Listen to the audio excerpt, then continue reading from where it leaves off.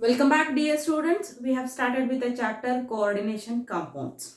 We have seen what are the main differences between the salts and the complex ions. And we have gone through various examples. Also, we have seen some of the important terminologies involved in the coordination compounds. There is one set of experiment which was done by Werner's was given in your NCERT with these examples. Just we will consider some of the reactant complexes when they are treated with AgNO3, silver nitrate, excess of silver nitrate they are treated. They are going to give us so many moles of precipitated AgCl. This is COCl3.6NH3. This salt is going to be, or the complex is going to be treated with excess of AgNO3. It has given us precipitate of AgCl, silver chloride, when it is being treated with Cl3. The thing is, 3 AgCl are obtained. If you consider COCl3.5NH3 is treated with 3 moles of AgNO3, it has given us, instead of 3, only 2 moles of AgCl is precipitated. Likewise, if you consider COCl3.4NH3 is treated with 3 moles of AgNO3, it has given us only AgCl. Only 1 mole of AgCl is precipitated. In first case, 3 moles of AgCl is precipitated. Second case, only 2 moles of AgCl is precipitated. In third case, only 1 mole of AgCl is precipitated. But the thing is, here in all the 3 cases, we have Cl3, Cl3, Cl3. Instead of all the 3 AgCl precipitation, we have obtained different moles of AgCl is precipitated. Werner has done many of the experiments and he has concluded what is the main criteria behind such experimental results he has worked upon. And based on that, we have concluded it is not that only COCl3.NH3 what I have written. In reality, the structure of all these reactants, that is salts or the complexes I have taken, is entirely different from that what I have written here. So what would be the actual structure or a real structure for these salts we have to understand here. Okay, so in reality, COCl3.6NH3 when it is treated with, it has given 3 moles of AgCl precipitation. So 3 moles of AgCl is precipitated in this case. Now we have to understand why does these changes occurs. Just listen to me very carefully. Here I have taken COCl3. We know that CO, it is cobalt. Cobalt is surrounded by these 2 types of ligands. Ligands are nothing but they are electron donors to the central metal atom. So in reality, the structure is, the structure for the above structure is as follows. Just see, first one I will be writing. Let me consider it as A, this is B and this is C. Fine. So I am writing here central metal atom. Fine. It is going to be surrounded by Cl3 as well as NH3. So now we must have to mention there are 3 AgCl are precipitated. In the sense I have NH3 6 Cl3 are there. I have to mention here NH3. Okay. And I am writing here all these Cl as Cl3. Just listen to me properly. Let me first finish writing the structure. Later on I will explain each and every point, the chemistry behind these formulas which have been written here. So COCl3, NH3 is present in first case. Then you can see here I have second case. This is A. This is B. When you consider this B, I must have to write here that CO, I will be having how many ligands are there? NH3 are 5. Fine. Here I will be writing instead of 3, I will be considering only one Cl inside and other Cl outside the bracket. Likewise, consider the third example, that is C. COCl3 4NH3 is treated with AgNO3 silver nitrate. Only one AgCl is precipitated off. So now I'll be considering CO. Here let me consider NH3. How many are there? 4 are there. And here only one Cl is precipitated, in the sense I'll be considering both the Cl2 inside and I'll be writing one Cl outside. Ma'am, you can ask, ma'am, why you have written like this? Is mainly because this is how we are going to represent the coordination compounds. So these all are generally Werner has taken for the experiment when they are treated with different same moles of silver nitrate, different moles of AgCl is precipitated. Then he concluded, oh, it is not real structure for these complexes, but the thing is there is certain other real structure are existed. You can expect these three structures what I have written here are real structure for these complexes. See, I explained you the term counter ions or primary valency and secondary valency. Whatever the ions I am writing outside the bracket, all are said to be counter ions. And we know counter ions are always ionizable. They can be dissolved in a water. So here I have 3 Cl are present outside the bracket.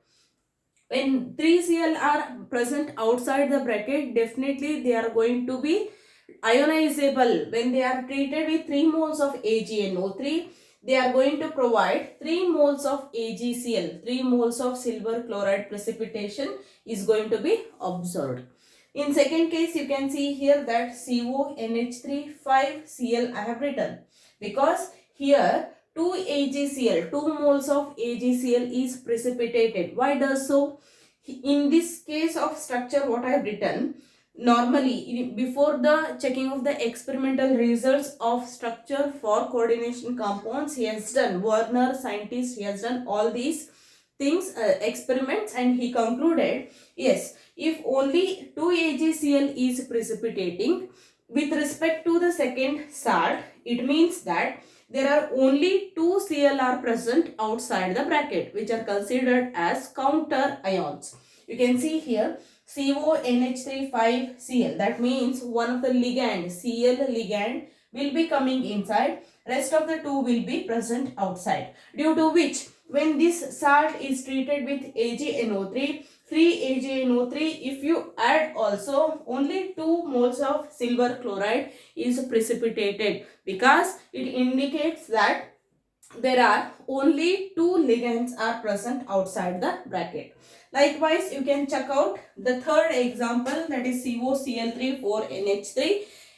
Here also 3 moles of AgNO3 is treated, but the thing is only 1 mole of AgCl is precipitated off. Why it is so? It indicates that yes, there is only one Cl ion is present outside the bracket. Rest of the 2 are acting as a ligands and they are present inside the bracket. So this kind of structure, real structure for these complexes are represented, and with the help of these structures itself, we can conclude there are 2 types of valencies are present in coordination complexes. First one I explained, that is counter ions, that they all are considered as primary valency. Likewise, we also have second type of valency, which is going to be referred as secondary valency. Secondary valency is mainly denoted for the ligands. How many coordinate bonds does ligands formed with respect to central metal atom? That indicates it is secondary valency. You can consider here with respect to this example, I'll tell you, I'll write here, okay.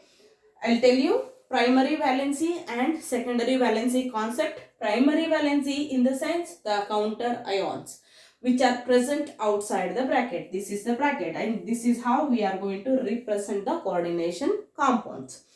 So when you have primary valency, in first case primary valency is 3 because 3 Cl ions are present. And secondary valency, if you consider, in this case secondary valency is 3 because there are 3 NH3 are I'm sorry, it is a 6 NH3. NH3, 6 are present. We have to write NH3 in the bracket, and how many number of NH3 are present, we have to write outside the bracket.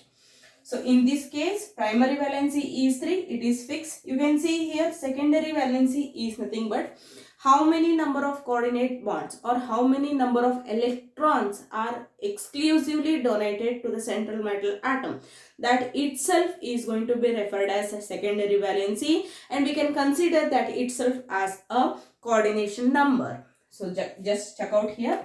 We have NH3, 6 NH3 are donating to the central metal atom cobalt. So secondary valency here itself is referred as 6. Secondary valency is 6, and coordination number for this coordination complex is also 6. The first point is clear. Then we have second one, CO, NH3, 5 and Cl. You can just check out here, there are 5 NH3 are present. Along with that, one Cl is present. Whatever the ligands or the donating groups present inside the bracket, all are going to be considered for secondary valency, because this Cl is also donating to the central metal atom cobalt, as well NH3 is also donating to the central metal atom cobalt. So in this case, I would tell here that primary valency for this one, it is 2, because 2 Cl are present outside the bracket. You can check out secondary valency of this one. 5 coordinate bonds for the central metal atom are by NH3 and 1 is by chlorine ligand. So the coordination number for this also I could write, it is 6. 5 plus 1. That is 5 from NH3 and 1 from Cl. Likewise, the coordination number, if you consider for this molecule, you can see here there are 4 NH3 are donating to the central metal atom and Cl2 are donating to the central metal atom. In this case, primary valency we can consider it is only 1, because only one Cl is present outside the bracket. Outside the bracket, counter ions are present. A primary valency is nothing but how many number of counter ions are present. That is it. Here in this case, we have only one Cl. So primary valency is 1. Secondary valency you can consider here that it is 4 plus 2, because 2 ligands Cl also donating electrons to the central metal atom, and the secondary valency here we can consider as 6.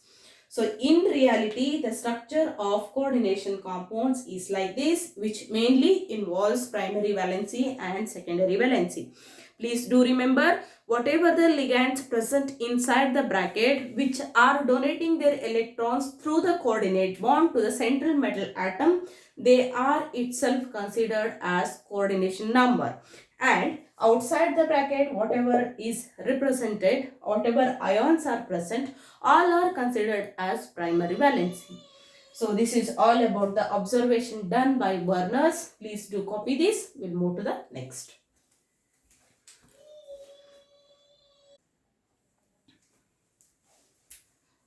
So dear students, let us understand regarding the terms or important definitions of coordination compounds. I have mentioned here the terms pertaining to coordination compounds. So very first, we all know regarding coordinate bond. Coordinate bond is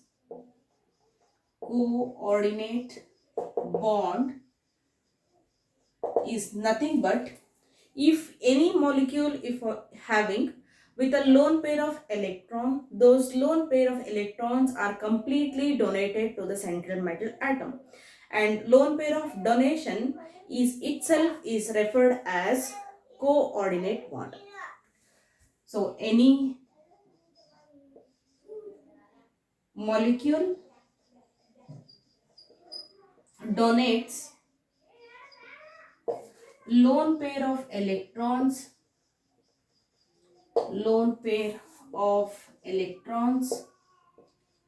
to the central metal atom or central metal ion is referred as coordinate bond.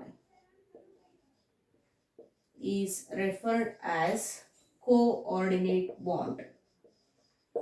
And here, in case of coordination compounds, almost coordinate bond is considered to be a most important one. Fine. Then let us understand regarding ligands. Now question arises, what do you mean by ligands? Ligands are nothing but they are donating their electrons to the central metal atom.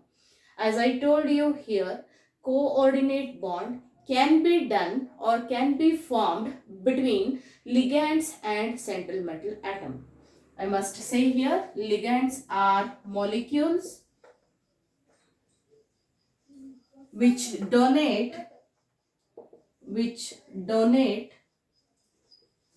their lone pair of electrons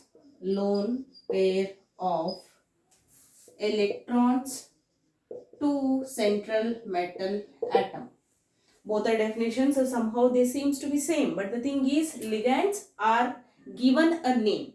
Molecules which are donating to the central metal atom, they have given a name as ligands.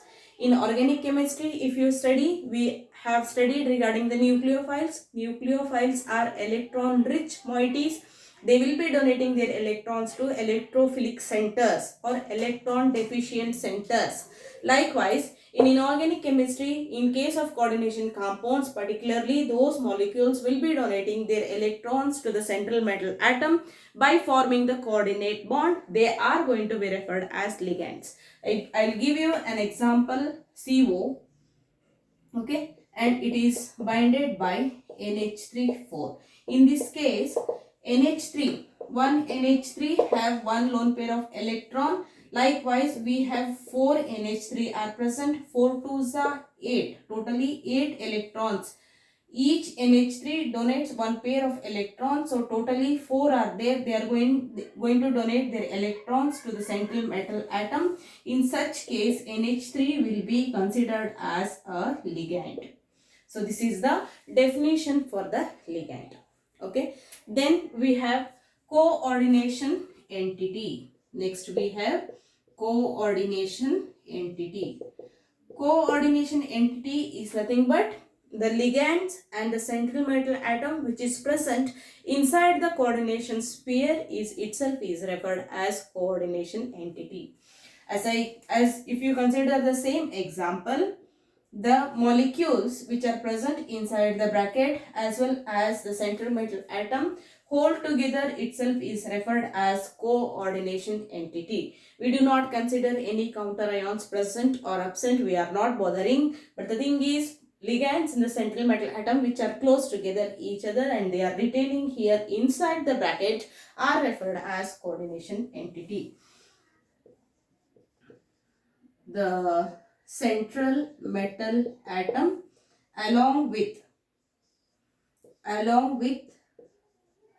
ligands present inside the bracket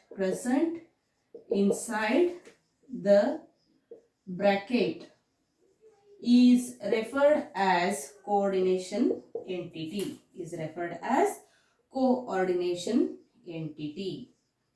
So this is all about the thing.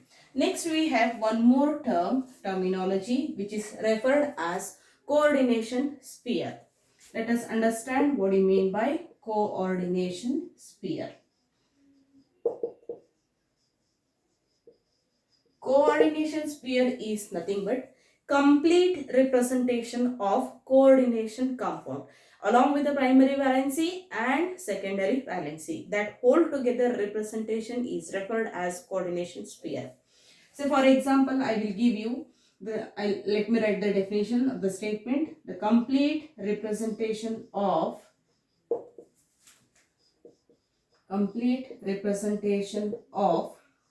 coordination compound is referred as coordination sphere. Say for example, CO, NH3, 4 will be having Cl2, and this whole representation along with the primary valency and secondary valency is referred as coordination sphere. So this is all about the terms or the important definitions which are present in coordination compounds. We have to understand these before we study the actual part of the coordination compounds. So these are said to be most important. Based on this one, I would like to tell you one more thing. I have ligands. I told you ligands will be present. These ligands may be positively charged, negatively charged, or they also neutral in nature. Ligands may be negatively charged, positively charged, or they will be having no charge on them. All are they are going to present in the form of with respect to central metal atom with a coordinate bond. Fine. And here ligands may be donating 1 pair, 2 pair, 3 pair and so on. Based on their capacity of donating the electrons, ligands further classified into many types. Very first one we can consider monodentate ligands, then we consider bidentate ligands, tridentate ligands and polydentate ligands. We also have one more category of the ligands which is referred as ambidentate ligands. So monodentate ligands will be donating 1 pair of electrons to the central metal atom through the coordinate bond. And likewise bidentate, tridentate and polydentate and so on. We have to understand what exactly the meaning of the monodentate ligands and how they are going to be represented and how does the denticity vary with respect to the ligands. Everything we have to follow each and every point. Fine. So this is all about the terms involved and we have to move to the next. So I'll be rubbing this one. Let us go to the classification of ligands. So these all are said to be important terms we have understood. Now let us move to classification of ligands. I put the heading here, classification of ligands. Classification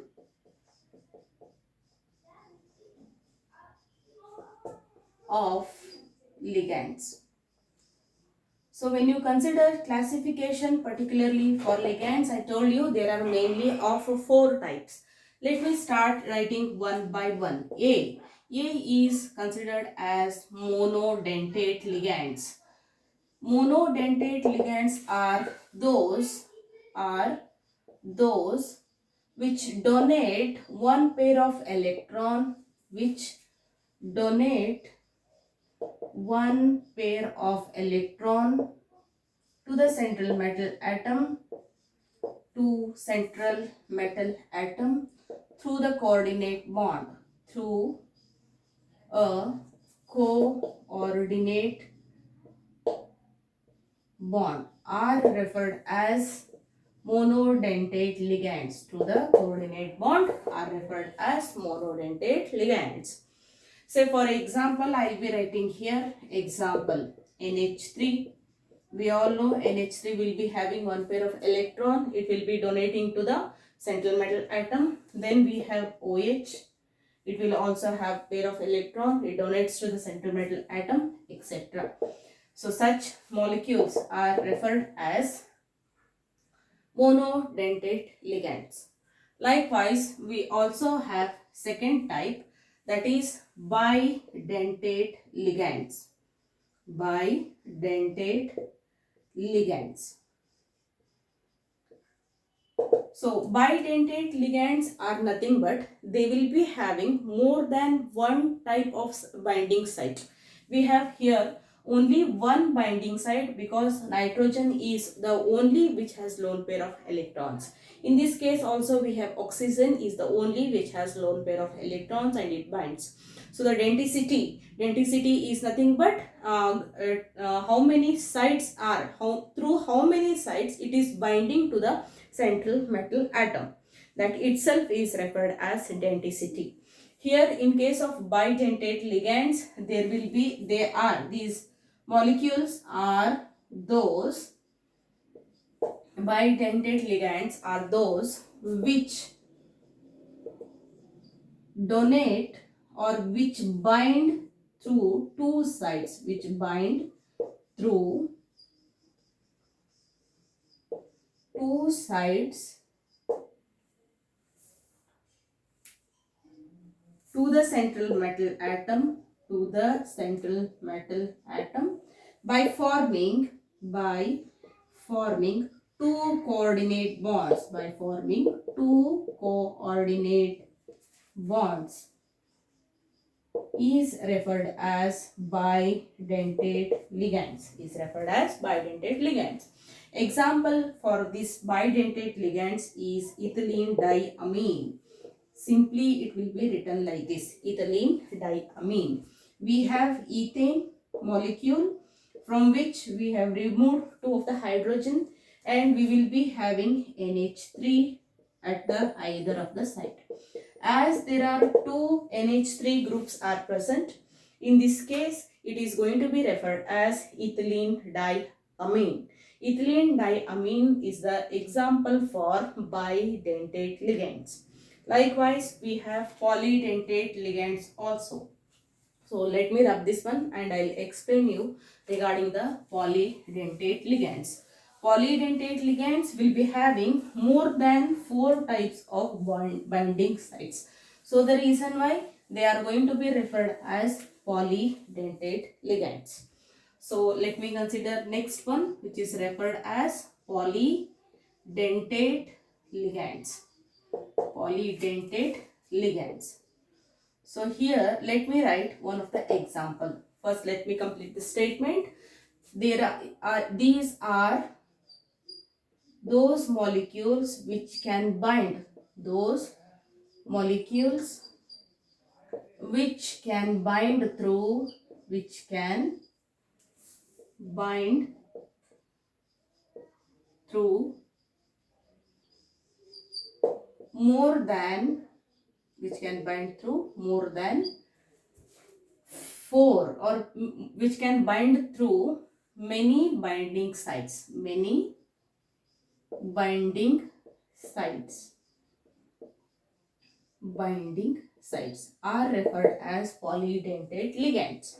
Let me consider for the polydentate ligands, example is EDTA. EDTA is nothing but ethylene diamine tetraacetic acid, or tetraacetate also we can consider. Ethylene diamine tetraacetate is referred as hexadentate ligand. It means that there are 6 binding sites are available in case of EDTA. EDTA is ethylene diamine tetraacetate is an example for hexadentate ligand. Hexadentate ligand. Okay, so ethylene diamine tetraacetate is example for hexadentate ligand. If you see the structure for this one, it will be having ethylene di group, okay, then ethylene diamine in the sense there will be 2 amine groups are present. So 2 amine groups are bonded here, that is 1 nitrogen I would write here, then I will be writing 1 more nitrogen this side, then tetraacetate groups will be present. Here there will be presence of lone pair of electron. In place of 2 nitrogens, amine if you consider, in place of 2 nitrogen, we are just replacing 2 hydrogen. Nitrogen will be having 1 lone pair, and here 2 acetate moieties are represented, or they are binded. And its structure if you consider, it is CH2, C double bond O, O minus, like that, CH2, C double bond O, O minus. This is acetate moiety directly bonded to the nitrogen. Likewise, you can write here also CH2, C double bond O minus, CH2, C double bond O, O minus. Ethylene diamine tetraacetate. You can see here, this is 1 binding site, 2nd binding site. Here we have 3rd binding site, 4th binding site, 5th binding site, and it is 6th binding site. So in this case, in EDTA, in EDTA there are 6 binding sites are present. So the reason why it is going to be referred as hexadentate ligand. So this is classification. Third classification, polydentate ligands. Polydentate ligands will be having many binding sites. One of the example we have quoted here, that is ethylene diamine tetraacetate, which is considered as hexadentate ligand. Then next we have one more type or the one more category which is referred as ambidentate ligands. Let us understand what you mean by ambidentate ligands. Ambidentate, ambi means what? Dual or two. Ambidentate in the sense that they will be having two binding site. Either of the one side they will be binding to the central metal atom. Such ligands are referred as ambidentate ligands. Let me explain you that one. D, last one, which is referred as ambidentate ligands. Ambidentate ligands. Ambidentate ligands are those molecules which have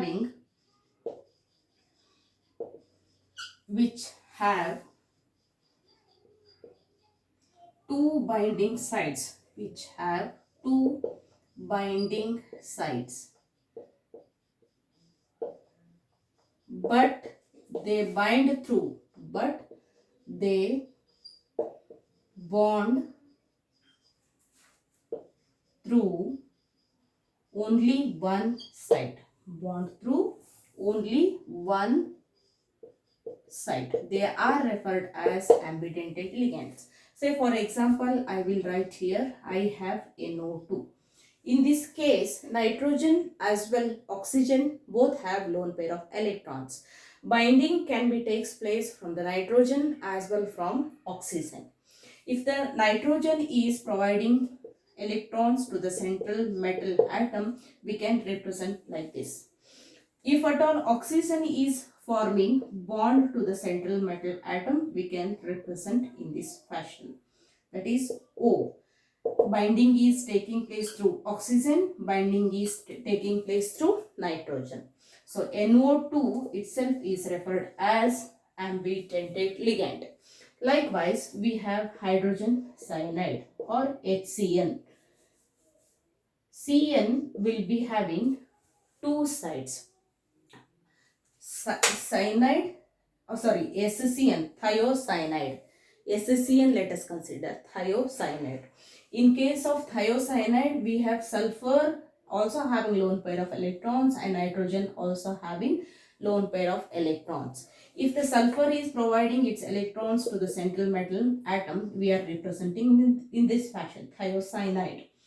If at all nitrogen is providing binding, then we are representing it as NCS. That is, nitrogen is providing its electrons to the central metal atom.